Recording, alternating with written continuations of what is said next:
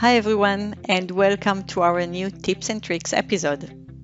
Did you know that you can work with templates in Project Planner to standardize project creation and to capitalize project content?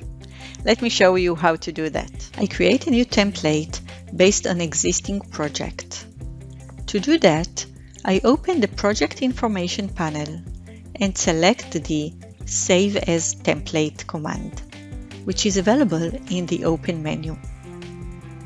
You can then modify the template according to your needs. To make the template available to others, the template should be promoted to Published State. All project templates are listed in the Project Planning homepage under the Recent category, along with all other projects.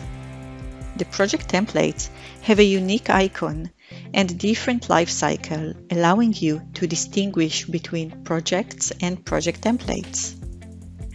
To create a new project based on a template, select the Create category in the Project Planning homepage, and then select to create a project from template.